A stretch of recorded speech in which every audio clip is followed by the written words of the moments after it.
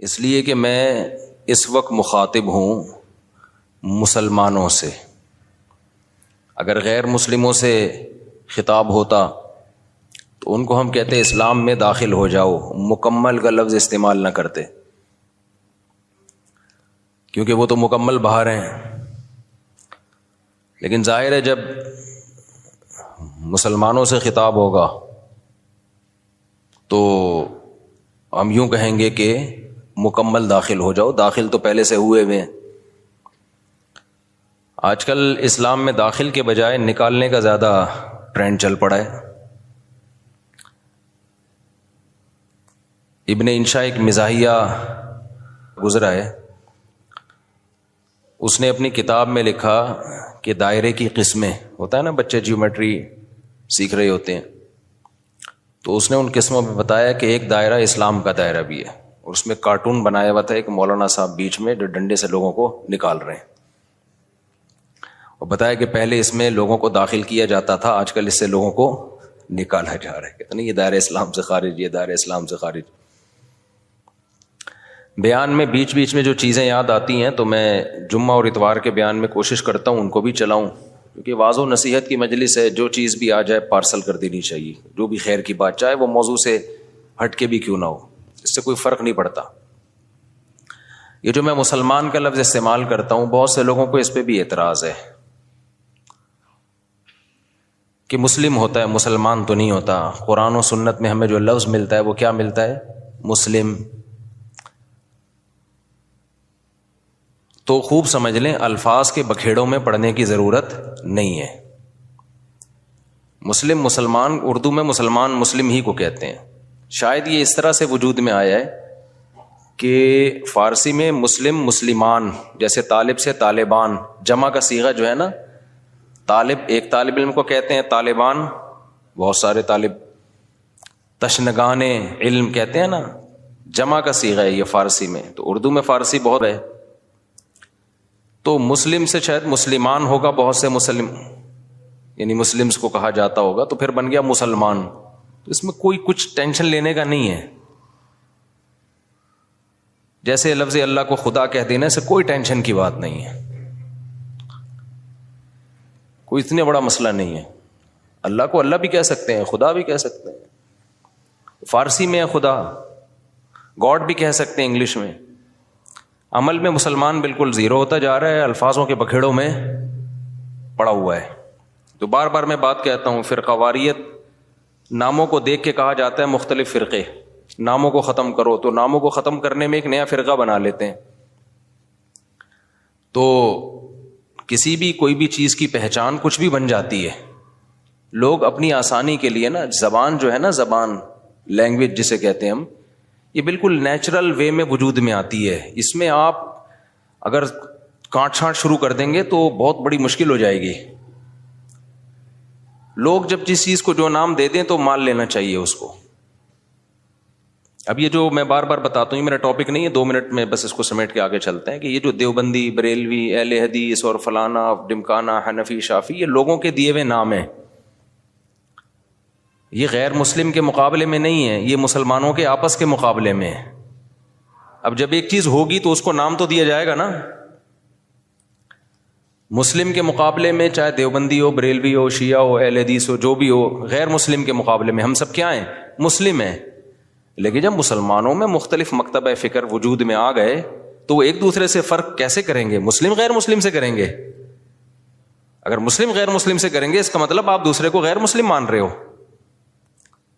تو جب مختلف مکاتب فکر وجود میں آ گئے تو ان کا ایک دوسرے سے فرق کرنے کے لیے اسلام کے علاوہ کوئی اور نام دینا پڑے گا. ایک آسان سی مثال دے دیتا ہوں.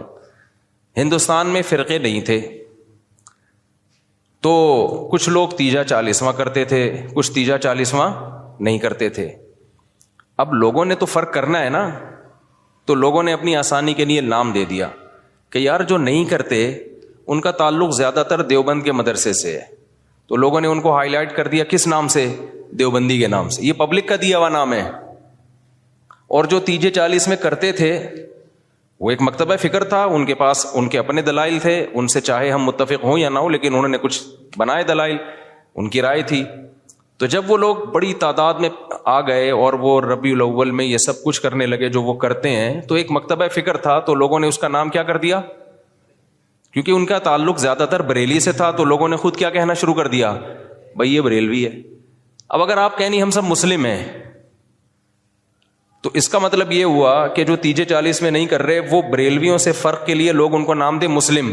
اس کا مطلب خود بخود مان لیا کہ جو تیجے کر رہے ہیں وہ غیر مسلم ہیں۔ اس سے فرقہ واریت کم ہوگی یا بڑھے گی؟ وہ کہے گا یار ہمیں تم نے غیر مسلم بنا دیا۔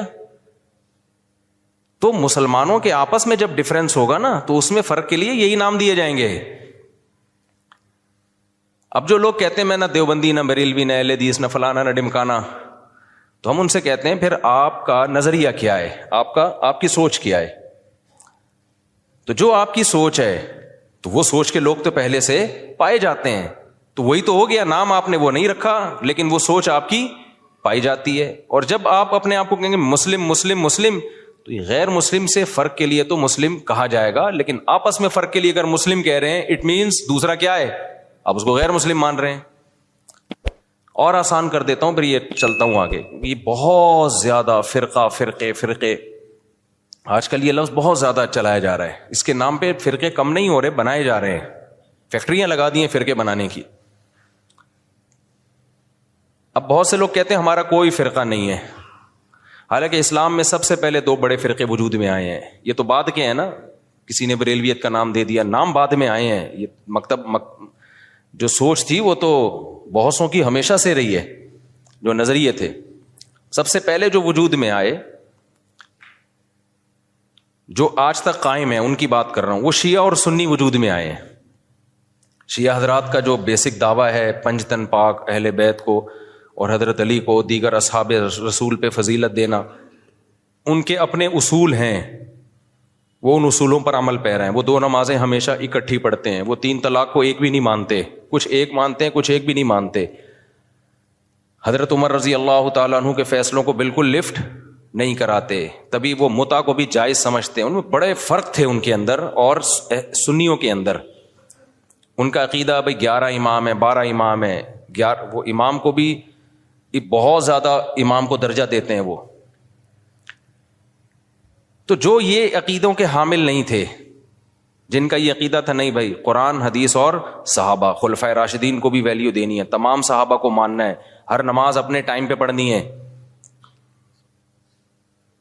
سفر میں تو اختلاف ہے اہل سنت والجماعت میں آپس میں، لیکن جب حضر میں ہوں گے تو ہر نماز اپنے ٹائم پہ ہوگی۔ متع حلال نہیں ہے، 3 طلاقیں 3 ہوتی ہیں۔ تو جن کا یہ کانسیپٹ تھا ان کو کیا کہا جانے لگا، اہل سنت والجماعت۔ حالانکہ آپ کہتے نہیں ہم فرقوں میں نہیں پڑھیں گے، یہ مسلم ہیں، اس کا مطلب آپ نے ان کو کیا مان لیا، غیر مسلم۔ اگلا قبول کر لیتا اس نعرے کو، وہ کہتا ہے بھائی ہم وہ تو کہہ رہے ہیں ہم تو مسلم ہیں، وہ تھوڑی آپ اس کو 100 دفعہ غیر مسلم کہیں، اگلا ایکسیپٹ کرنے کے لیے تیار نہیں ہے۔ تو علماء نے کیا کیا بھائی ٹینشن سے بچنے کے لیے کہ بھائی 2 مکاتب فکر ہیں، ایک کو اہل سنت والجماعت کہا جاتا ہے اور ایک کو شیعہ کہا جاتا ہے۔ پھر اہل سنت والجماعت کو شارٹ فارم میں سنی کہا جانے لگا۔ میں نے کہا نا زبان جو ہے وہ پرواہ نہیں کرتی ہے، زبان آٹومیٹیکلی وجود میں آتی ہے، لوگ جس چیز میں آسانی دیکھتے ہیں اس کو خود وضع کرتے ہیں۔ جو زبان کے الفاظ ہیں ان کو وضع کسی ادارے میں نہیں کیا جاتا، وہ آٹومیٹیکلی لوگوں کی زبان پہ۔ ابھی آج کے نا پروگرام تو بڑھ گیا، چل رہا ہے نا مارکیٹ میں، اب یہ کسی نے بیٹھ کے بنایا ہے، اب ہر جگہ یہ وڑ گیا کا لفظ، اب اصل وڑ گیا کہ جو بھی مطلب ہو، اصل وڑ گیا۔ مجھے کل کسی نے کہا یہ وڑ گیا بہت برا لفظ ہے، اس کا تو یہ مطلب ہے، اس کا تو وہ مطلب ہے، یہ وڑ گیا کا لفظ۔ میں نے کہا جو بھی مطلب ہے ابھی یہ نہیں ہے، ابھی وہ مطلب ہے جو مارکیٹ میں چل رہا ہے۔ وڑ گیا کا مطلب بیڑا غرق ہو گیا پروگرام کا۔ اچھا چھالیاں بھی آ گئی، میم سے بہت آ رہی ہیں، پروگرام تو بڑھ گیا۔ میں شہد لینے گیا تو میں چٹان کے اوپر چڑھا ہوا تھا نا، بہت ہائٹ پہ، ایک یعنی 1000 فٹ بلندی پہ شہد کے لیے میں بلوچستان کے پہاڑ پہ چڑھا۔ شہد کا چھتا میں نے کہا اپنے ہاتھوں سے کاٹوں گا میں، شوق ہے ہمیں اس طرح کی حرکتوں کا۔ اب بہت اوپر ہم چڑھ گئے، پھسلنے کا خطرہ تھا، دھڑام سے نیچے آتا۔ تو جب چھتا کاٹ رہا تھا میں نے کہا ایسا نہ ہو کہ پروگرام تو وڑ نہ جائے، کہیں پاؤں پھسلے اور پروگرام لوگ کہیں پروگرام تو وڑ گیا، کیونکہ ویڈیو بھی بن رہی تھی۔ تو اب آپ لوگوں کو سمجھاؤ نہیں وڑ گیا ایکچولی بہت اس کے برے معنی ہیں اور فلانا ہے. او بھائی کسی کا ذہن اس برے معنی کی طرف نہیں جا رہا. تو زبان بالکل نیچرل وے میں وجود میں آتی ہے اور اس کو جیسی ہے ویسے ہی رہنے دینا چاہیے, اس کو چینج نہیں کیا جا سکتا. تو اب بالکل ایسا ہی ہے کہ جو اہل سنت والجماعت تھے, شارٹ میں لوگوں نے ان کو کیا کہنا شروع کر دیا, سنی.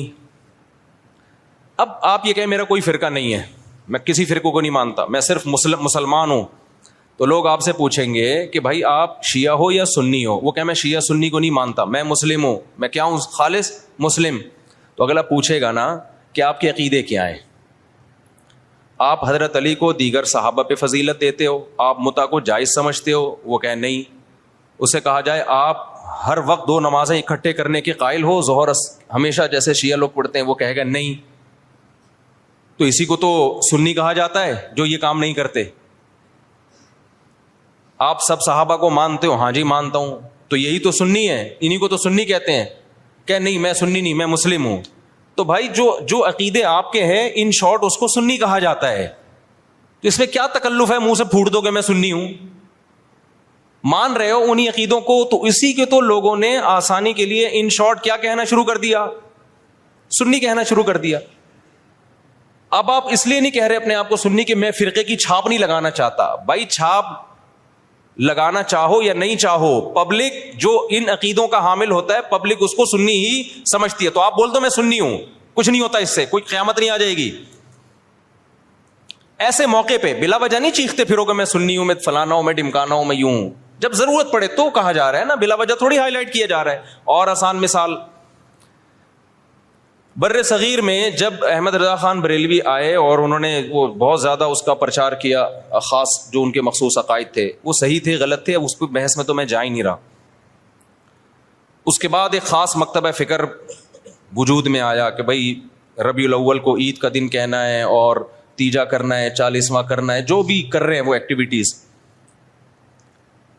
اب کیا ہوا کہ جب یہ ایکٹیویٹیز بڑھی ہیں تو لوگوں نے کہا یہ والے جو لوگ ہیں نا, کچھ لوگ یہ چیزوں کو مانتے ہیں اور کچھ لوگ ان چیزوں کو بولو نہیں مانتے. تو لوگوں نے جو نہیں مانتے تھے ان کو دیوبندی کہنا شروع کر دیا, جیسے ہم لوگ نہیں مانتے, ہمارے اکابر بھی نہیں مانتے تھے. تو لوگوں نے کہا کہ یار یہ جو مکتبہ فکر ہے نا, ان کا تعلق زیادہ تانے بانے ان کے دیوبند مدرسے سے جا کے ملتے ہیں. تو چاہے اب تانے بانے دیوبند سے ملیں یا نہ ملیں, بر صغیر میں صرف دیوبند کا مدرسہ تھوڑی تھا, لاکھوں ہزاروں مدرسے تھے. چاہے جس مدرسے سے بھی فارغ ہو, چاہے وہ دیوبند کا نہ بھی ہو, پبلک نے اس کو کیا کہنا ہے, دیوبندی. کیونکہ پبلک آسانی دیکھ رہی ہے نا, آسانی دیکھ رہی ہے, اس کی ڈیپ میں نہیں جاتی, زبان میں نہیں اتنی ڈیپ میں جایا جاتا. لوگ کہتے ہیں یار ان شارٹ بتاؤ کیا ہو تم. اور جو لوگ یہ کام کر رہے تھے ان کو پبلک نے کیا کہنا شروع کر دیا, بھائی بریلوی کہنا شروع کر دیا. اب آپ کے ہاں کوئی بندہ رشتہ لے کر آیا اپنی بیٹی, آپ کی بیٹی کے لیے, بیٹھا ہوا ہے سامنے, چائے رکھ دیا آپ نے, ڈبو کے بھی نہیں کھا رہا, اس کو پتا ہے رشتہ ٹوٹنے کا خطرہ ہوتا ہے, ایٹیٹیوڈ کے خلاف ہے یہ ڈبو کے کھانا نا, تمیز سے بیٹھا ہوا ہے. آپ لوگ کیا تھے کہ آپ تیجا بھی کرتے ہیں, 40واں بھی کرتے ہیں, عرس بھی مناتے ہیں, قوالیوں میں بھی جاتے ہیں. آپ کا ایک یہ سوچ ہے, آپ کو رشتہ اسی قسم کا چاہیے. میں سمجھا پا رہا ہوں, ادھر توجہ میری طرف. آپ کو رشتہ چاہیے اسی مزاج کا. تو آپ لڑکے سے ان شارٹ کیا پوچھو گے کہ آپ مسلم ہو یا غیر مسلم, یہ پوچھو گے؟ اگر آپ نے پوچھ لیا کہ بیٹا آپ ہمارا کوئی فرقہ ورقہ نہیں ہے, ہم دیکھنا چاہتے ہیں آپ کی سوچ کیا ہے, ہم صرف مسلم ہیں, تو بیٹا آپ مسلم ہو یا غیر مسلم. وہ کیا کہے گا, میں کوئی ہندو عیسائی چمار لگ رہا ہوں آپ کو؟ وہ شرم نہیں آتی آپ کس طرح کے سوال پوچھ رہے ہیں مجھ سے؟ بولو نا کیا ہو گیا, یہی کہے گا نا وہ جواب میں کہتے دیکھو بیٹا ہم فرقوں کو تو مانتے نہیں, ہم تو یہ مانتے نہیں دیوبندی, بریلوی, اہل حدیث اور شیعہ سنی. بیٹا یہ سب چیزیں یہ تو منجن ہے, منجن. یہ کیا ہے؟ یہ فرقوں کے منجن ہیں. بیٹا ہم سمپل مسلمان ہیں, آپ بتاؤ کیا ہو, آپ مسلمان ہو یا نہیں؟ اگلا کہے گا انکل ختنے دکھا دوں کیا میں آپ کو؟ میں مسلمان ہوں تو مسلمان گھرانے میں آیا ہوں نا. کس طرح کی باتیں کر رہے ہیں آپ؟ آپ بھی مسلمان ہیں, ہم بھی مسلمان ہیں. تو اب آپ یہ بتائیں کہ مسلمانوں میں آپ کا مکتبہ فکر کیا ہے, کس سوچ کے حامل ہیں آپ کی سوچ کیا ہے, آپ کے اصول اور ضابطے کیا ہیں؟ آپ تیجے 40 میں کرتے ہیں؟ کہے گا ہاں بیٹا. آپ عرس پہ جاتے ہیں؟ ہاں بیٹا. آپ نبی کو حاضر ناظر سمجھتے ہیں؟ ہاں بیٹا. اچھا تو آپ بول دیں نا منہ سے ان شارٹ کے ہم بریلوی ہیں, گھنٹہ میرا پی گئے آپ بیٹھ کے. اور لڑکی والے بھی لڑکے سے یہ پوچھیں گے کہ بیٹا ان شارٹ آپ بتاؤ. اچھا لڑکا الٹے سوال پوچھ رہے ہیں, آپ مسلم ہیں؟ میں صرف مسلم ہوں, آپ بتائیں مسلم ہیں. وہ دیں گے رشتہ؟ بولے پتہ نہیں کس قسم کا آدمی, ہم کہتے ہندو لگ رہے ہیں ہم تجھے شکل سے کیا. تو وہ بھی ان شارٹ پوچھیں گے بیٹا آپ 2 بڑے مکتب فکر بر صغیر میں چل رہے ہیں, کچھ تیجے 40 میں کو مانتے ہیں, کچھ تیجے 40 میں کو نہیں مانتے. تو جو نہیں مانتے ان کو دیوبندی کہا جاتا ہے. لوگوں نے اپنی آسانی کے لیے نام دیا اور سوسائٹی نے اس کو ایکسیپٹ کر لیا اس نام کو, اور جو کرتے ہیں ان کو بریلوی کہا جاتا ہے. تو ان شارٹ آپ بتا دو کہ آپ دیوبندی ہو یا بریلوی ہو. وہ اگر کہتے میں بریلوی, چل بھائی ٹھیک, رشتہ ڈن ڈنا ڈن. اگر وہ کہتے کہ میں دیوبندی ہوں تو بھائی پتلی گلی سے نکلو. سمجھ رہے ہو؟ ناموں کی بات کر رہا ہوں میں. ہاں بلا وجہ اپنا نام ہائی لائٹ کرنا. اچھا ایک اور اس میں ہم اہل حدیث کو بھی اس میں لے لیتے ہیں. اہل حدیث کیا ہیں؟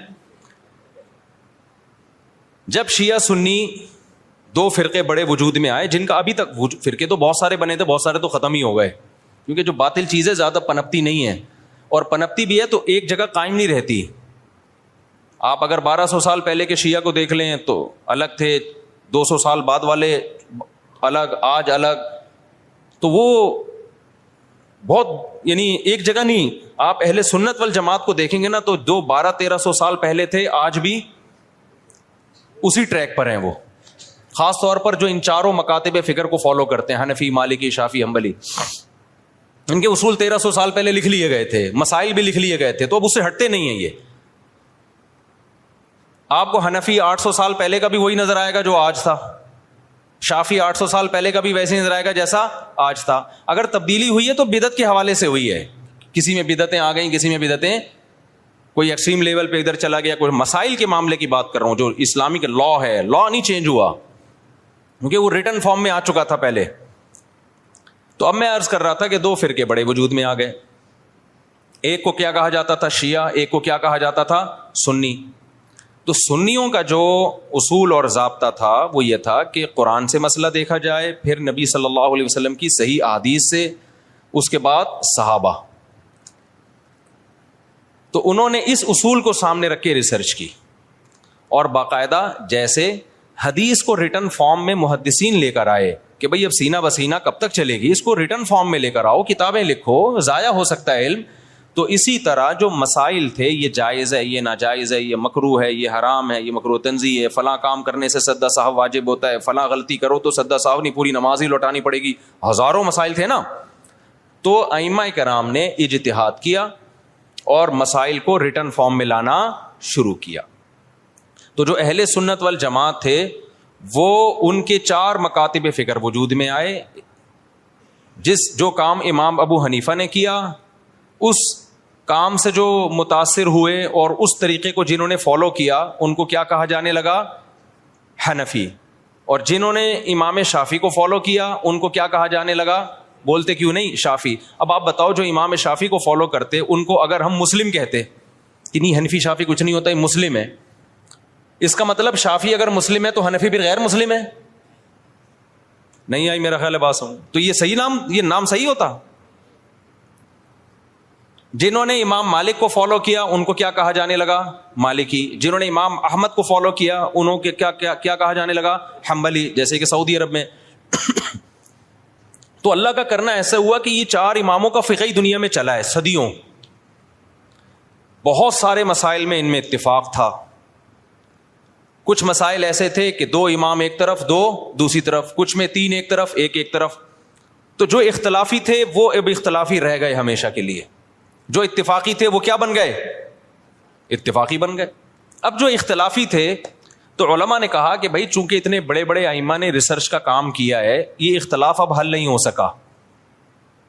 جیسے رفع الیدین کا مسئلہ اختلافی بن گیا, امام کے پیچھے آمین زور سے کہنی آہستہ کہنی ہے, یہ کیا بن گیا؟ اختلافی. ہاتھ یہاں باندھنے یہاں باندھنے, یہ ذہن میں رکھے سینے پہ ہاتھ باندھنا کسی مجتہد سے منقول نہیں ہے، بلکہ سعودی عرب کے ایک عالم کا بھی کلپ بھی آیا، انہوں نے کہا یہ مکروہ عمل ہے سینے پہ ہاتھ باندھنا، کیونکہ اس بارے میں صحیح حدیث موجود نہیں ہے. تو اگر میں کہتا نا ہندوستان کے کسی عالم کا، تو پھر لوگ کہتے ہیں نہیں یہ تو مانتے ہی نہیں حدیثوں کو، حالانکہ غلط بات ہے، کیوں نہیں مانتے بھائی. لیکن سعودیہ کے، تبھی آپ نے ائمہ حرمین کو بھی دیکھا ہوگا سینے پہ ہاتھ نہیں باندھتے، وہ بھی نیچے ہاتھ باندھتے. تو چاروں اماموں میں کسی کے ناف کے اوپر ہے، کسی کے ناف کے تھوڑا سا اوپر، کسی کا ناف کے بالکل اوپر. ایسا چاروں میں سے کسی کی ریسرچ نہیں ہے کہ سینے پہ ہاتھ باندھے جائیں، یہاں یوں کر کے ہاتھ باندھے جائیں. خیر جو باندھتے ہیں ہمیں ان سے کوئی چڑ نہیں ہے، کوئی اتنا بڑا ایشو نہیں ہے یہ. میں تو صرف یہ بتا رہا ہوں کہ یہ جو الزام لگایا جاتا ہے نا کہ یہ لوگ حدیثوں کو نہیں مانتے، یہ الزام غلط ہے. کیونکہ حدیثوں میں ہوتا نا تو یہ چار اتنے بڑے بڑے مجتہدین جن کو پوری امت نے، جو تابعین تبع تابعین کے دور کے لوگ تھے، ان کو تو حدیثیں زیادہ پہنچی تھیں اور حدیث کی سند کی تحقیق یہ زیادہ اچھے طریقے سے کر سکتے تھے، یہ قائل ہوتے اس کے. تو ابن خزیمہ کی جو روایت ہے سینے پہ ہاتھ باندھنے والی، وہ صحیح روایت نہیں ہے. مصیبت آج کل یہ ہے کہ آپ کا جو مذہب ہوتا ہے، آپ وہ حدیث کو لازمی صحیح کہنا ہے مارکیٹ میں جو چل رہا ہے، اور جو مخالف کی دلیل ہے وہ لازمی کیا ہے، پہلی نظر میں ہی ضعیف ہے. یہ چل رہا ہے مارکیٹ میں. خیر، تو ان چاروں اماموں میں جب اختلاف کچھ باقی رہ گیا تو امت کے بڑے بڑے علماء نے فتویٰ دیا کہ بھائی اب یہ اختلاف ختم کرنا ممکن بولو نہیں ہے، کیونکہ صحابہ میں یہ اختلاف تھا. کوئی یہاں ہاتھ باندھتا، کوئی ہاتھ چھوڑ کے نماز پڑھتا. صحابہ میں صحیح حدیث سے ثابت ہے ایک صحابی ہاتھ چھوڑ کے نماز پڑھتے تھے، اور یہ بھی ثابت ہے صحیح سند سے کہ مدینہ والے ہاتھ چھوڑ کے نماز پڑھتے تھے. تو امام مالک نے کہا کہ بھئی مدینہ والے جب ہاتھ چھوڑ کے نماز پڑھ رہے ہیں تو نبی کی آخری نماز تو انہوں نے دیکھی ہے، تو میں ہاتھ چھوڑ کے نماز کے قائل ہوں. ٹھیک ہے، ہاتھ باندھنے والی حدیثیں ہیں لیکن وہ پرانے زمانے کی ہیں. مدینہ کس کو فالو کر رہا ہے؟ نبی کے آخری عمل کو فالو کر رہا ہے، تو میں ہاتھ چھوڑ کے نماز. تبھی مالکیہ پوری دنیا میں جہاں بھی ہیں کیسے نماز پڑھتے ہیں؟ بولتے کیوں نہیں؟ ہاتھ چھوڑ کے. اب کبھی ہمیں ہاتھ چھوڑا ہوا بندہ نظر آ جائے نماز پڑھ رہا ہے تو ہمیں اشکال ہوتا ہے، یار ساری دنیا تو ہاتھ باندھ کے نماز پڑھ رہی ہے، یہ کیوں چھوڑ رہا ہے؟ تو ہم بجائے اس کے کہ بولیں یہ مسلم ہے یا میں مسلم ہوں، تو کیا مطلب وہ غیر مسلم، وہ ہندو ہے وہ؟ تو ان شارٹ ہم کیا کہتے ہیں، یہ فقہ مالکیہ کو فالو کرتے ہیں. یہ کیا کرتے ہیں بھائی؟ یعنی مالکی ہیں. یہ کیا مطلب؟ یہ امام مالک کی جو تحقیق ہے اس کو زیادہ اس پر اعتماد کرتے ہیں. حدیثوں میں تو سب کچھ ملے گا آپ کو. جب سب کچھ ملے گا تو کسی نے ایک حدیث کو ترجیح دی، دوسری میں تعویل کی، کسی نے دوسری کو ترجیح دی، اس والی حدیث میں تعویل کی. میں سمجھا پا رہا ہوں اپنی بات؟ اور یار بہت سے نئے لوگ آ جاتے ہیں تو پرانی مثال دوبارہ ریپیٹ کر دیتا ہوں تاکہ یہ ٹاپک منجی ٹھک جائے، اس ٹاپک کی ایک دفعہ کمپلیٹ ہو جائے. پروگرام بڑے نہیں. دیکھو نبی صلی اللہ علیہ وسلم نے بنو قریظہ کی طرف، بخاری مسلم کی حدیث ہے، ایک لشکر کو روانہ کیا. خوب غور سے سننا تاکہ یہ فرقہ واریت کے نام پہ جو گند پھیلایا جا رہا ہے نا معاشرے میں، پہلے فرقہ واریت پھیلائی جا رہی تھی لیکن صاف پتہ چلتا تھا یہ فرقہ پرست ہے. اب لیبل لگایا جا رہا ہے اتحاد امت کا، لیبل چینج کر دیا لیکن فرقہ واریت پہلے سے زیادہ پھیلائی جا رہی ہے. لیبل چینج ہو رہا ہے اب خالی، یعنی اس طریقے سے پھیلائی جا رہی ہے کہ سانپ بھی مر جائے اور لاٹھی بھی نہ ٹوٹے. تو دیکھو نبی صلی اللہ علیہ وسلم نے بنو قریظہ کی طرف لشکر روانہ کیا. صحابہ کرام کا توجہ ہے نا آپ کی میری طرف. جب لشکر روانہ کیا تو آپ صلی اللہ علیہ وسلم نے صحابہ سے فرمایا کہ تم میں سے کوئی عصر کی نماز اس وقت تک نہ پڑھے جب تک بنو قریظہ نہ پہنچ جائے. اب صحابہ کے پاس اس سے زیادہ صحیح حدیث کوئی ہو سکتی تھی؟ اس کی تو کوئی سند بھی نہیں ہے، ڈائریکٹ سن رہے ہیں نبی کے زبان اقدس سے. جتنے بھی صحابہ تھے نبی نے سب کو کہا عصر کی نماز جب تک بنو قریظہ نہ پہنچ جاؤ تمہیں پڑھنے کی اجازت. جملہ کمپلیٹ کریں نہیں ہے. اللہ کی قدرت کے جب راستے میں وہ گئے ہیں تو نماز قضا ہونے لگی، دیر ہو گئی ان کو مقام تک پہنچنے میں. اب صحابہ پریشان ہو گئے، بھائی اب پڑھیں گے نہیں پڑھے؟ بعض حضرات نے کہا بھائی نبی کا آرڈر ہے نہیں پڑھنی، قضا کریں گے نماز، کیونکہ ہم تو نبی کے حکم کے محتاج ہیں. ہم پڑھتے کیوں تھے؟ نبی نے حکم دیا تھا نا، تو جب نبی نے چھوڑنے کا حکم دیا ہے تو چھوڑیں گے ہم. دوسرے صحابہ نے کہا کہ نہیں بھائی، نبی کا مطلب یہ تھوڑی تھا کہ قضا کر دو. آپ جب کسی کو بھیجتے ہیں کہ بھائی یہاں سے حیدرآباد جا رہے ہو، دیکھو بیٹا وہیں پہ نماز پڑھنا، راستے میں خطرہ ہے، کوئی بھی مسئلہ ہو سکتا ہے، تو مطلب یہ آپ کو یقین ہے کہ عصر تک پہنچ جائے گا. قضا کرنے کی تھوڑی اجازت ہے، کیونکہ قرآن میں آتا ہے حافظوا علی الصلوات والصلاۃ الوسطی، درمیانی نمازوں کی حفاظت کرو. درمیانی تو عصر کی نماز ہے، اس کی تو خاص تاکید ہے. تو نبی کا حکم تو یہ ہے لیکن نبی کا مقصد یہ بولو نہیں تھا. نبی عالم الغیب تھوڑی ہے, ان کو کیا پتا تھا کہ یہ قضا کر لیں گے, تو اس لیے ہم پڑھیں گے. اب دو جماعتیں بن گئیں, ایک نے کہا ہماری رائے ہے کہ ہم نے پڑھنی ہے, دوسرے نے کہا ہماری رائے ہے کہ ہم نے. دونوں کا مقصد کیا خواہش نفس تھا. اب اگر وہ دونوں پھٹا شروع کر دیتے وہاں پہ کہ تو حدیث کا منکر ہے, معاذ اللہ نقل کفر منجن بیچ رہے ہو تم لوگ, ہمارے پاس صحیح حدیث ہے, نبی نے کہا ہے کہ نہیں پڑھنی, بس ہم نہیں پڑھیں گے, اور جو نہیں پڑھے گا ہمارے ساتھ, جو پڑھے گا وہ دائرہ اسلام سے خارج ہے, وہ حدیث کا منکر ہے, وہ گمراہ ہے, وہ جہنمی فرقوں میں ہے. اس سے فرقہ واریت کم ہوتی ہے بڑھتی؟ بولتے کیوں نہیں؟ لڑائی پیدا ہوتی, پھڈا پیدا ہوتا. جن کا خیال تھا نہیں پڑھنی, انہوں نے کہا بھائی ہمیں یہ سمجھ میں آ رہا ہے, اب نبی موجود تو ہے نہیں کہ ہم ان سے پوچھیں یا رسول اللہ آپ کا مطلب کیا تھا. رابطہ بھی نہیں ہے, کوئی فون بھی نہیں تھا اس زمانے میں. دوسرے فریق نے کہا بھائی ہمیں تو یہی لگ رہا ہے کہ نبی کا یہ مفہوم نہیں تھا, وہ تو ہمیں آسانی کے لیے نبی نے حکم دیا تھا, راستے میں خطرات ہوتے ہیں, اب قضا تھوڑی ہو سکتی ہے, ہمیشہ پڑھی ہے بھائی, تو آج بھی پڑھیں گے ہم. انہوں نے پڑھ لی. اب انہوں نے نہیں پڑھنے والوں کو یہ نہیں کہا کہ تم تو مطلب ہی نہیں سمجھتے حدیثوں کا, تمہارے تو کھوپڑی میں سینس. آج کل فروئی مسائل میں اسی طرح چیلنج کیا جاتا ہے نا, جب فروئی مسائل میں اختلاف کو ذکر کیا جاتا ہے تو مذہبی اسکالر کا ایٹیٹیوڈ یہی ہوتا ہے, بدتمیزی والا. تو صحابہ میں سے جن کا خیال تھا پڑھنی چاہیے پڑھ لی, جن کا خیال تھا نہیں پڑھنی چاہیے نہیں پڑھی. دو مکتب فکر وجود میں آ گئے کہ نہیں آ گئے اس لحاظ سے وقتی طور پہ. اچھا, دونوں نے ایک دوسرے کے پیچھے نمازیں بھی نہیں پڑھی, یہ بھی ذہن میں رکھیں. جب وہ پڑھ رہے تھے تو انہوں نے ان کی اقتدا نہیں کی ہے, ان کا خیال تھا یہ غلطی پر ہے. جب ایک جماعت نماز پڑھ رہی تھی تو دوسرے نے یہ ان کے پیچھے نماز نہیں پڑھی, کیونکہ ان کا خیال یہ تھا بھائی نبی کا مقصد, نبی نے حکم دیا نہیں پڑھنی ہے تو ہم کیسے پڑھ لیں. تو وہاں کسی نے فتویٰ نہیں لگایا کہ یہ دونوں ایک دوسرے کے پیچھے نمازیں ہی نہیں پڑھتے, یہ تو ویسے ہی کیا ہیں, گمراہ ہیں. بھائی کیسے پڑھے, ان کی رائے یہ کہ یہ ٹھیک نہیں کر رہے, اس لیے نہیں پڑھی انہوں نے نماز. تو میری اگر رائے یہ ہے کہ یہ والا مکتبہ فکر سنت کے مطابق نماز نہیں پڑھتا, یا ایسے نماز پڑھتا ہے کہ میری رائے کے مطابق وہ شرائط ہی نماز کی پوری نہیں ہوتی, تو میں نہیں پڑھوں گا. آپ مجھے کیوں گن پوائنٹ پہ مجبور کر رہے ہیں کہ پڑھو اس کے پیچھے آپ فرقہ واریت کو ختم کرنے کے لیے. اس سے فرقہ واریت تھوڑی ختم ہوگی. فرقہ واریت کیسے ختم ہوگی؟ جو صحابہ کا ایٹیٹیوڈ تھا, جس نے پڑھنی ہے پڑھ لے, نہیں پڑھنی ہے نہیں پڑھے. کسی نے گن رکھ کے دوسرے کو نہ پڑھوانے کی کوشش کی اور نہ چھڑوانے کی کوشش کی. میں سمجھا پا رہا ہوں, خدا کی قسم قدر کر لو ان باتوں کی, قدر کر لو ان باتوں کی. یہ جو آج کل نئے نئے اسکالر جراثیم پیدا کر رہے ہیں نا, یہ بہت خطرناک جراثیم ہے, ان سے تم گمراہ ہو جاؤ گے. پھر کیا ہوا جب یہ فریق نبی کی خدمت میں پہنچا ہے واپس, نبی کو اطلاع دی گئی کہ ایک نے ایسا کیا دوسرے نے ایسا کیا, نبی نے کسی کو ملامت بولو نہیں کی.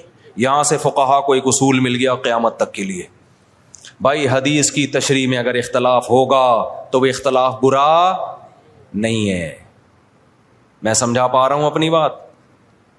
اگر حدیث کی تشریح میں اختلاف, دیکھو جن صحابہ نے نماز چھوڑی انہوں نے حدیث کے الفاظ لیے, ایسا ہی ہے نا.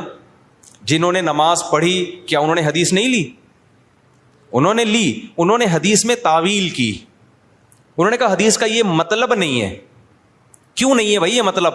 کیوں نہیں ہے؟ اس لیے کہ قرآن کہہ رہے ہیں اثر کی حفاظت کرنی ہے, تو قرآن کا بھی تو حکم ہے نا, اس کو بھی تو فالو کرنا ہے. اب اگر کوئی ہمارے سامنے حدیث کا ریفرنس پیش کرتا ہے اور ہمارے خلاف جاتا ہے, ہم کہتے ہیں حدیث کا یہ مطلب نہیں ہے, تو 2-2 فٹ توے پر اچھلنے شروع کر دیتا ہے وہ کہ دیکھو نبی کی حدیث آئی, بجائے سینے سے لگانے کے فوراً کہہ رہے ہیں حدیث کا یہ مطلب نہیں ہے. یعنی یہ بتائیں گے ہمیں کیا مطلب ہے. اور بھائی ہم جو مطلب دوسرا بتا رہے ہیں وہ اس لیے بتا رہے ہیں کہ اس کے مقابلے میں دیگر دلائل کو بھی تو دیکھو, قرآن کو بھی تو دیکھو, حدیث متواتر کو بھی تو دیکھو. اس لیے ابن قیم رحمہ اللہ تعالیٰ نے ان صحابہ کی رائے کو زیادہ ترجیح دی ہے جنہوں نے نماز پڑھی ہے. انہوں نے کہا انہوں نے کیا کیا ہے کہ حدیث کا ایسا مفہوم بیان کیا کہ وہ حدیث دیگر حدیثوں سے اور قرآن کی آیتوں سے میچ کر گئی ہے.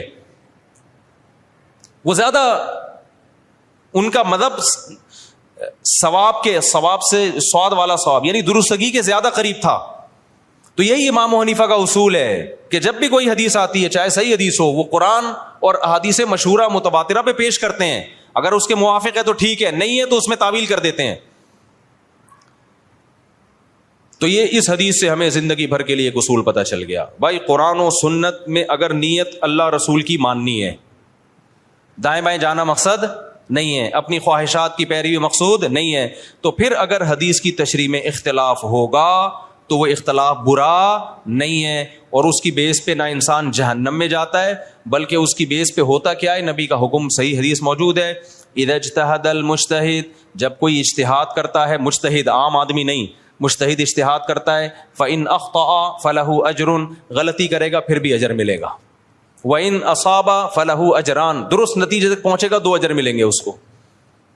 ہم کہتے ہیں دونوں صحابہ میں سے ایک نے صحیح کیا دوسرے نے غلط کیا, لیکن جس نے غلط بھی کیا نیت ٹھیک تھی ان کی, ان کو یہی سمجھ میں آیا تو غلط کے باوجود ان کو اجر ملا, اور جنہوں نے صحیح کیا تو ان کو کتنے اجر ملے, بولو 2 اجر ملے. لیکن اتنی بات ثابت ہو گئی کہ نہ انہوں نے ان پہ طعنہ تشنیع طنز کیا, نہ انہوں نے ان پہ طنز کیا. اب ہوا یہ کہ چاروں اماموں نے جب اجتہاد کیا تو اس کے نتیجے میں بھی یہی ہوا ہے کہ بہت سے مسائل میں آپس میں کیا ہو گیا, اتفاق. مثال کے طور پر اس مسئلے میں اتفاق ہو گیا کہ حالت اقامت میں حضر میں 5 نمازیں اپنے ٹائم پہ پڑھی جائیں گی, 2 نمازیں اکٹھی نہیں کی جائیں گی. سفر میں 3 امام اس کے قائل ہوئے کہ 2 اکٹھی کی جائیں گی, امام صاحب نے کہا کی جائیں گی, مگر کس طریقے سے, قضا کر کے نہیں, بلکہ ظہر کو آپ عصر کے قریب لے کے جائیں گے, پھر پڑھیں گے, پھر عصر کو مقدم کریں گے. انہوں نے حدیثوں میں یہ مفہوم کیوں بیان کیا, وہی اصول تھا ان کا, بھائی پہلے کس پہ پیش کرو, قرآن پہ. تو قرآن تو ہر نماز سفر ہو یا حضر اپنے ٹائم پہ پڑھنے کا حکم دے رہا ہے آپ کو, تو انہوں نے کہا اس طریقے سے جمع کی جائیں گی. اب کیا ہوا, اسی طرح صدقہ فطر میں اختلاف ہوا. امام ابو حنیفہ نے کہا حدیث میں آتا ہے کہ آٹا دے دو کسی غریب کو, تو اگر کوئی پیسے دے دے تو بھی ٹھیک ہے, مقصد تو پورا ہو گیا.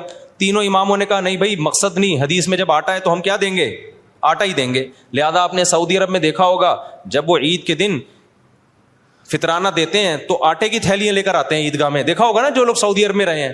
ہمارے یہاں ڈائریکٹ پیسے جمع کرا دیتے ہیں, ایسا ہی ہے کہ نہیں ہے. اب کیا ہوا, امام شافعی کی رائے ہوئی کہ بھئی ہاتھ یہاں باندھے جائیں, امام حنیفہ کی رائے ہوئی ہاتھ یہاں باندھے جائیں, امام مالک کی رائے ہوئی کہ ہاتھ چھوڑ دیے جائیں. تو یہ سب چیزیں حدیثوں میں ہمیں ملتی ہیں. امام شافعی کی رائے رکوع میں جاؤ تو ہاتھ اٹھا کے نماز پڑھو, رفع الیدین کرو. امام حنیفہ کی رائے عبداللہ بن مسعود کی صحیح حدیث ہے کہ بھئی صرف تکبیر تحریمہ میں کرو, اس کے علاوہ نہیں کرو, اور اس نماز کو عبداللہ بن مسعود نے نبی کی نماز قرار دیا. تو امام صاحب نے دلائل کے تانے بانے ملا, انہوں نے کہا میری نظر میں یہ آخری نماز ہے نبی کی, اس پہ قرائن ہے ان کے پاس, بہت مضبوط قرائن ہے. اب جب یہ مکاتب فکر بن گئے تو جس نے امام شافعی کو فالو کیا وہ رفع الیدین کر رہا ہے, جس نے امام حنیفہ کو فالو کیا وہ نہیں کر رہا. اب اس میں یہ کہنا کہ وہ حدیث کو مانتا ہے, وہ حدیث کا منکر ہے, یہ ہے جہالت. اٹ از کالڈ, یہ اس کا مطلب ہے آپ کو ایک ادھر کے دلائل معلوم ہے ادھر کے معلوم نہیں ہے, یا آپ کی کھوپڑی میں آ نہیں رہے, اپنی جہالت کو دوسروں پہ آپ تھوپ رہے ہیں. سمجھتے نہیں ہے نا بات. امام صاحب کا جو مذہب ہے رفع الیدین نہ کرنے میں بہت مضبوط مذہب ہے. امام ترمذی امام بخاری کے شاگرد لکھتے ہیں کہ زیادہ تر صحابہ رفع الیدین نہیں کرتے تھے. اس پہ میں کئی دفعہ پیش کر چکا ہوں حوالے, لیکن ابھی یہ ٹاپک نہیں ہے رفع الیدین, ایسا نہ ہو میرا پورا بیان وہ رفع الیدین کا کلپ نکال کے آگ لگا دیں اس میں. دونوں طرف دلائل ہیں. تو امت نے کیا کیا, انہوں نے کہا یہ کام اب ہو چکا ہے, فقہ مرتب ہو گیا, اب جو جس کو فالو کرے. زیادہ تر ہوا یہ کہ جو مکاتب فکر کے لوگ جس علاقے میں اسلام لے کر گئے تو غیر مسلم آٹومیٹیکلی اسی فقہ میں داخل ہو گئے. اب چونکہ ہندوستان میں جو اسلام آیا تو کوفہ اور بصرہ سے آیا ہے. کوفہ بصرہ میں عبداللہ بن مسعود اور علی کے شاگرد رضی اللہ عنہ کے زیادہ شاگرد تھے, وہ اسلامی خلافت کا ذریعہ تھا. تو وہاں سے اسلام دنیا بھر میں پھیلا, پورا ہندوستان. تو وہ نمازیں بھی وہی والی آ گئیں ساری, بغیر رفع الیدین والی. تراویحیں 20 رکعتیں آ گئیں, سمجھ رہے ہو. ازبکستان میں بھی وہی, ایران میں بھی, افغانستان میں بھی, بنگلہ دیش میں بھی. تو میجورٹی جو تھی وہ وداؤٹ رفع الیدین نماز پڑھنے لگی. اور چونکہ یہ امام حنیفہ کی رائے تھی تو اس مکتبہ فکر کو کیا کہا جانے لگا, بولو حنفی. اب اگر اس کو ہم مسلم کہتے, اس کا مطلب جو رفع الیدین کرنے والے ہیں وہ کیا ہیں, غیر مسلم. تو یہ کوئی عقل کی بات ہوتی؟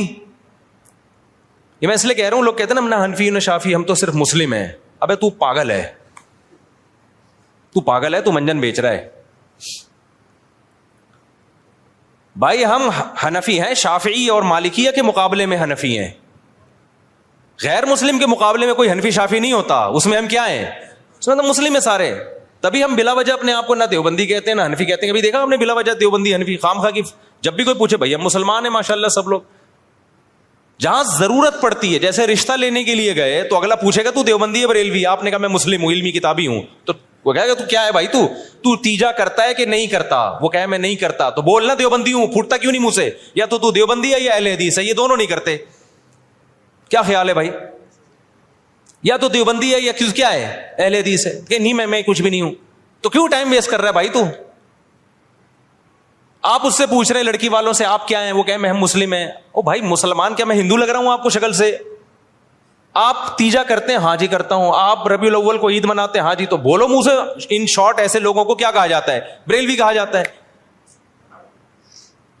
فرقواریت تو جب پھیلتی کہ جب ہم بلا ضرورت ان ناموں کو استعمال کر رہے ہوتے خام خواہ میں. جہاں ضرورت نہیں ہے وہاں بھی اپنے نام کے ساتھ بلا وجہ کا حنفی لگایا ہوا ہے، بلا وجہ کا شافی لگایا ہوا ہے، بلا وجہ کا دیوبندی لگایا ہوا ہے، بلا وجہ کا اہل حدیث لگایا ہوا ہے. یہ تو بلا وجہ کا ہے. پھر ہم کہتے ہیں یار بلا جہاں ضرورت ہوگی وہاں یہ نام استعمال کیا جائے گا، جہاں ضرورت نہیں ہے تو وہاں یہ نام استعمال نہیں کیا جائے. اور جس کا کوئی نام ہی نہیں ہے، کہیں بھی منسوب نہیں ہے، اس کا مطلب وہ بالکل فارغ ہے. اس کا مطلب وہ کیونکہ جتنے بھی مسلمانوں میں فرقے چلے آ رہے ہیں وہ یا تو یہی ناموں سے ہیں، اور حدیث میں آتا ہے جو اہل حق ہے وہ ہمیشہ رہیں گے. تو آپ جب نئی چیز مارکیٹ میں لا رہے ہو تو آپ کبھی بھی اہل حق میں شامل نہیں ہو سکتے. تو اس لیے جلدی اب ہو گیا تو اب کیا کروں، پھر اس کو جلدی سے نمٹاتا ہوں میں جلدی سے اس ٹاپک کو. تو یہ جو سنیوں کے 4 مکاتب فکر تھے نا، ان میں وہ اختلاف نہیں ہے جو شیعہ اور سنی کا اختلاف ہے، کیونکہ یہ سب قرآن کو مانتے ہیں، حدیث کو مانتے ہیں، ایک دوسرے کا احترام کرتے ہیں، سب بدعت کے خلاف ہیں. تھوڑے تھوڑے ان میں آگے جا کے اختلاف آتے ہیں. تو اس اختلاف کو ختم کرنا اب پاسبل نہیں ہے، کیونکہ اگر پاسبل ہوتا تو اتنے بڑے بڑے ائمہ اور ان کے شاگرد ختم کر چکے ہوتے. اب امت نے کیا کیا کہ بھائی اب بجائے اس کے کہ وہی بحثیں دوبارہ ہوں، امت کی صلاحیتیں جہاد کے میدانوں میں اور بے حیائی کے خاتمے اور بدعت کے خاتمے میں خرچوں. امت کے علماء صلحاء نے فتویٰ دیا بھائی اب کیونکہ ہماری نظر میں اہل سنت والجماعت وہ حق پرست فرقہ ہے، وہ اہل حق میں سے ہیں. تو سنی جو ہے ہماری نظر میں، کیونکہ حدیث میں جو علامتیں بیان کی گئی ہیں ما انا علیہ و اصحابی، جو میرے اور صحابہ کے طریقے پہ چلے گا. تو شیعہ حضرات چونکہ صحابہ کو نہیں مانتے، تو ہماری رائے یہ کہ بھائی ہم نجات یافتہ فرقہ کس کو سمجھتے ہیں؟ سنیوں کو. ہاں ہم لڑائی کے قائل نہیں ہیں کہ شیعوں کو جا کے تنگ کرنا شروع کر دیں، کیونکہ آپ کی رائے سے اگر کوئی اختلاف کرتا ہے تو میں نے بتایا 100 دفعہ اختلاف کرے، اس سے پھڈا نہیں ہوتا. پھڈا جب ہوتا ہے جب آپ منہ پہ جا کے کسی کو برا بلا کہنا شروع کر دو، یا ہر وقت بیان میں آپ ان کو برا بلا کہہ رہے ہو. اپنی علمی رائے بیان کر دیں، اس کے بعد کیا ہو جائیں آپ خاموش. جس نے آنا ہوگا آ جائے گا، نہیں آنا ہوگا تو چھوڑو رہنے دو. کیا خیال ہے بھائی؟ فرقواریت جب پیدا ہوگی جب آپ اس کو برا بلا کہیں گے. آپ کہیں بھائی ٹھیک ہے بھائی آپ کی رائے، آپ نہیں عمل کریں، آپ 2 نمازیں اکٹھی پڑھیں، آپ جو ٹھیک ہے جیسے ہمیشہ سے ہوتا رہے. کہیں بھی لڑائی کی کوشش ہوئی ہے تو علماء نے اس کو ختم کرنے کی کوشش کی ہے. لڑائی بھی ناجائز ہے، اور وہ طریقہ جس سے لڑائی پھیلے، ممبروں پہ نام لے کے مخالفت کرنا، ممبروں پہ نام لے کے برا بلا کہنا. آپ کہ میں تو لڑائی نہیں کر رہا، تو بھائی ذریعہ تو بن رہے ہو نا. ایک آدمی اپنی ساس یا سسر کے خلاف ممبر پہ بیٹھ کے بولتا رہتا ہے، جب وہ آئے گریبان پکڑے مارا انہوں نے اس کو، سالوں نے مارا، تو کہہ رہے میں نے آج تک تم پہ ہاتھ نہیں اٹھایا، تم پتہ نہیں کیوں مجھے مار رہے ہو، میں تو ہمیشہ محبت کی بات کرتا ہوں، میں نے کبھی تمہیں نہیں کہا کہ لڑائی کرو. کہہ رہے ہیں بھائی تو لڑتا نہیں ہے لیکن تو باتیں کر رہا ہے کہ لڑوانے والی. تو بعض لوگ گھننے بنے ہوئے ہوتے ہیں. تو شیعہ سنی لڑائی ہمارا ملک اس کا متحمل نہیں ہے. جو ان کا عقیدہ ہے بھائی وہ ان کو کرنے دو. آپ محبت والے انداز سے دلائل کی سے لوگوں کو بتا دو بھائی یہ ہماری نظر میں ٹھیک ہے اور یہ کیا ہے غلط ہے. تمہاری مرضی، ادھر چلے جاؤ ادھر آ جاؤ، یہ طریقہ صحیح ہے. تبھی ہم سے ہر طرح کے لوگ ملتے ہیں، شیعہ بھی ملتے ہیں، اہل حدیث بھی ملتے ہیں، ہر طرح کے. ہم حالانکہ میں تو دلائل سے بات کرتا ہوں کہ بھائی یہ ہماری نظر میں ٹھیک ہے. یہ لڑنے بڑھنے والی بات بولو نا، کیا ہو گیا؟ نہیں ہے. ملک میں پھٹے پہلے کم میں چل رہے. اچھا